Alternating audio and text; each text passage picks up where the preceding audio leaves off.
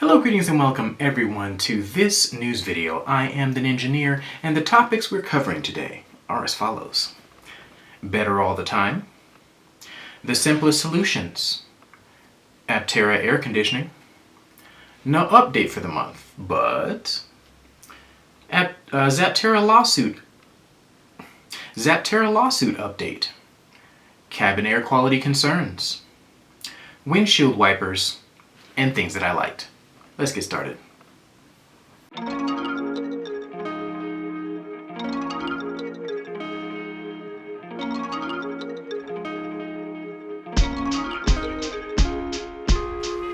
Alright, so there is a new verified tandem silicon solar cell module record. The new record is 29.51% efficiency. This is a perovskite silicon mixture, perovskite silicon cell. Basically, they stack the perovskite on top of the silicon, and the sun shines on it, and both layers catch different wavelengths of light, and the highest efficiency achieved at this point is 29.51. I'm going to go ahead and just link this down below because I am fairly certain that PV solar voltaic stuff is of interest to most of you, but the details, the intricacies of this particular article are very in the weedsy. What I will say is these solar panels are they have put together a plan to mass produce them, and they are working on executing that plan right now. So the way it's looking, if these solar cells are as mass producible as they are claiming, they could be the most efficient solar cells that you can possibly buy, the most efficient solar panels when they are put together, currently available on the market. We'll continue to watch these particular cells and see where they go, but for now we know that there is a new highest tandem cell efficiency. Okay, so I saw this particular article and was a little bit confused by the title, so much so that I was going to skip over it, except for the fact that the nagging feeling in the back of my brain said you should probably look into this, because I was trying to understand what the benefit of sinking giant concrete orbs into the ocean would be when it comes to producing energy. And I figured, you can drop them in there and then use some kind of resistance on the top of the water, like a floaty, and then let a rope drop through that floaty, and have that spinning an electromagnet or something like that to produce power. That was my initial thought. I was very wrong, but in all of the best of ways, and I'm glad I looked into this article because I could not figure out how they were going to pull it back up without expending more energy than what it took to get it down there. So yeah, anyway, long story short, it was very different than what I was thinking, so we're going to go ahead and talk about that. So the basic methodology for how this system works is as follows. They take giant containers, cement containers, and sink them down to the bottom of the ocean. At the bottom of the ocean, they are the water in them is pumped out. That requires energy, and so basically that energy is achieved or grabbed from solar panels or wind energy or whatever. That energy is then pumped into this system to push the water out of the sphere. After the water is pushed out of the sphere, there is just a vacuum inside. So now water wants to go back in but can't because it is blocked off. This kind of creates something like a battery, because when you let the water back in, there are turbines in this system, seen right here, that allow the water to allow the water back in, but at the same time they are being turned by that rush of water being pushed back in. So you have these things creating energy by inducing a vacuum and letting that vacuum be filled with water again. So yeah, it's pretty darn cool. It is basically an underwater battery that is constantly able to store energy without losses, because as long as this concrete is, concrete and thick enough, air can't escape and water can't get back in. So very interesting system. I'm glad I looked into it. If you guys are curious, again, down in the description. All right, so this warmed my heart, pun intended. Yeah, Aptera has completed their cooling lines and their air conditioning system and things of that nature. Their what is essentially their system for managing the temperatures of the cabin is now done. You can see some of the system here. There's a better picture on Steve Fambro's X page where it shows like a top-down view and like little a bucket that's, you know, catching the condensation. Like, it seems like it's going to be a really good working air conditioning system. So, you know, I have confidence in this particular system, and it looks like the stuff that they are using is pretty standard. The line for the coolant is right there. You can see that little plug right there. It's a very standard plug. Yeah, it looks pretty legit. Like, I have no complaints, and I don't see how this would be any different than another vehicle, except for the fact that it's probably a smaller system, since the Aptera is not going to be bleeding heat and cold or whatever like crazy. So yeah. So some bittersweet news here. Aptera decided that they are not going to be doing the usual update. What they're going to be doing instead is finishing up Artemis and then doing a live stream revealing the Artemis to the public. Of course, I plan on doing a live stream of that live stream if it is possible to do so, if I am not working. If it is not possible, I will do a reaction video after the fact. But long story short, they are doing a live stream with the fully completed Artemis instead of giving us pieces of the incompleted Artemis in an update video. One of the things that people around the internet that are doing Aptera content have been doing is making predictions on when they think that the update will come out, the Artemis live stream will be. My thought process and what I believe is it's going to be June the 13th at 7 p.m. precisely. I know that that's going to be wrong, but I just want to see how close to being right that I was. I believe Aptera Owners Club gave a range from the 10th to the 15th, and other channels are giving their predictions, but my prediction is June 13th at 7 p.m. So yeah, we'll see how close I am. I cannot wait to see the fully completed Artemis and what they have in store for us. Yeah, can't wait, man. It's going to be awesome. All right, Aptera Owners Club did an update on the Zaptera lawsuit. There were papers filed very recently with respect to the I guess the counter motions that Aptera filed against Zaptera's initial reasoning for the lawsuit. They actually ended up winning most of those motions in court. Yeah, it was a very favorable outcome for Aptera. The only problem is the main issues for the lawsuit, the things that are going to cost the most money to litigate, are still in play here. They are still going to be decided by a court. The trial is going to go forward with these particular things. I am not surprised by this result. This is exactly what I was anticipating would happen.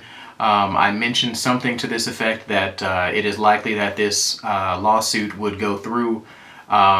I hoped that perhaps they would end up winning the lawsuit very quickly, but I was being overly optimistic because I am just, you know, I want them to get to production as soon as possible. Now, I don't think that this lawsuit specifically is going to mess up them getting to production, but it could have an effect on their overall business plan and business model and things like that, depending on how the trial shakes out. So we'll see how this goes. At the moment, this particular set of things that have happened so far are very favorable to Aptera. I am hoping this trial stays very favorable to Aptera. I hope that they can prove their case and win the day. But until we know for certain, this is still a very tenuous lawsuit. This could be very make or breakish for Aptera depending on how it shakes out. But again, I still have confidence that they have a plan and that this plan will allow them to continue to exist as a company, make it to production and all that kind of stuff. Mind you, on the matter of this case itself, this is going to be litigated for years, and this is something that Aptera Owners Club talked about with a young lady who was a lawyer. She also talked about how it was going to take a long time. Litigation takes forever, so this isn't going to be something like if I don't think Aptera is going to wait until this is completely done being litigated before they go to production, because if they do, it'll be a couple of years, if not longer, and that is unacceptable. So I think that because they are, still pushing forward on Artemis and getting everything together, that they are still pushing for production in the time frame that they talked about. This trial is not going to affect that. All right, so this was a very interesting article. I found it kind of by accident when I was looking for news on Rivian, and by the way, there's not much out besides what we already kind of know. There's a bunch of people talking about that kind of stuff, but this one kind of struck my fancy because they talked about air quality in the Rivian, and I thought it was interesting because we just now talked about how Aptera has an air conditioning system in their vehicle now. Anyway, somebody monitored for some arbitrary amount of time. I do not remember how long that they monitored it, but they monitored their air quality in the vehicle with their windows up and the air conditioning running for some time. What they found was that if you put your vehicle on automatic, like if you have it auto circulating air or auto changing the temperature, that kind of stuff, then the default setting for the Rivian appears to be circulating the air over and over again in the cabin. What happens there is, generally speaking, you end up increasing carbon dioxide levels in the cabin more and more until it becomes a problem. This article cited a highest parts per million of carbon dioxide of 3,000 units. So 3,000 parts per million were observed by the sensors that he used for this test. That is enough to make you pass out if you stay in it for too long. So this, if not addressed, could kind of be a real issue when it comes to long road trips and stuff. You're already fighting against exhaustion and what have you. Now you're going to be fighting against the high levels of carbon dioxide in the air while you're driving. So at the moment, until Rivian responds to this or does some kind of update, the default setting when you put your Rivian in auto mode is to circulate the air in the cabin, and the CO2 in the air increases as a result of that. What I would suggest is making sure that you set it so that it is on manual and have the air moving through. Make sure that fresh air is coming into your car instead of having it circulating. That has always been my default, but I did not know that the Rivian vehicle defaulted to have it circulating in there and holding onto all the carbon dioxide. So if by some strange coincidence somebody at Rivian has heard about this article or is listening to my channel right now and finding out about it for the first time, it is my advice in this situation, if you even need it, is to make the auto setting something that allows for, make the auto setting something that allows for the air to be pulled in fresh from the outside instead of circulating the air. Just make that auto mode just pull air in so that you don't have an issue where somebody notices, oh, my carbon dioxide levels were super high and I passed out on the road. That would be a terrible situation for all parties involved. So my advice, just make it pull the air through fresh and keep that thing moving. So that was a very interesting article. The research that this gentleman did was actually very comprehensive, more comprehensive than the article suggests. I might end up putting his information here so you can actually see what the study was outside of what the article was able to talk about. Aptera has always had a singular windshield wiper since we found out what the windshield wiper configuration was. Seeing it operating in action kind of assuages a lot of my fears with respect to whether or not it would be able to cover the entire windshield.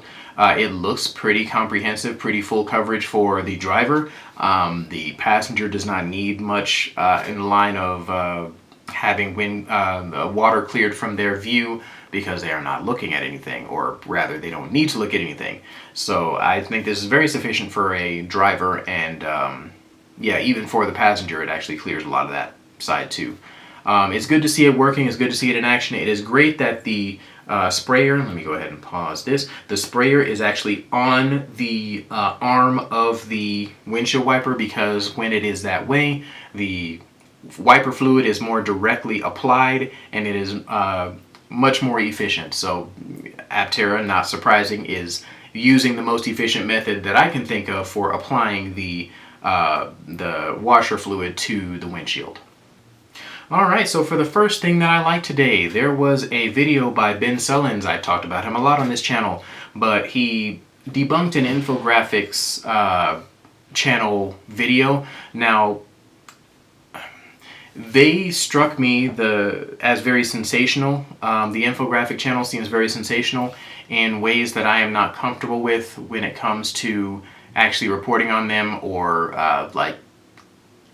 talking about them in any positive light.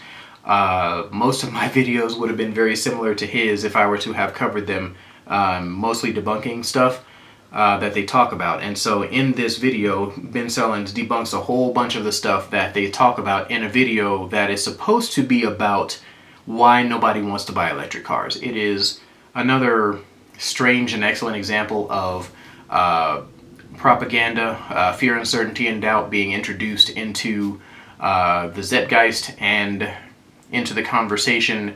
And yeah, just be aware, keep your eyes open, man. Watch this video for a good debunking to understand what it is that was weird about this video when I saw it. Alright, so this last video that I liked is a bunch of people reviewing the Telo truck. I was saying in my head that I was going to put together a bunch of the reviews and talk about them, but that was unnecessary, because clearly they have already compiled all of these interviews together, and they, you know, put together the nice fun clips and put some music behind it. It's a good video. So if you haven't already, go ahead and check this video out, because the stuff that people are saying about the Telo truck is all very expected, but it's still refreshing to hear a lot of different personalities, a lot of different mindsets looking at this vehicle and coming to similar conclusions. Alright, that is the end of this news video. Thank you guys so much for watching. I am the Engineer. If you like this video, please do all of the YouTubey things, the liking, the subscribing, and all that fun jazz. Yeah, go ahead and do what you guys have been so great at in the past, and I'll catch you guys next time.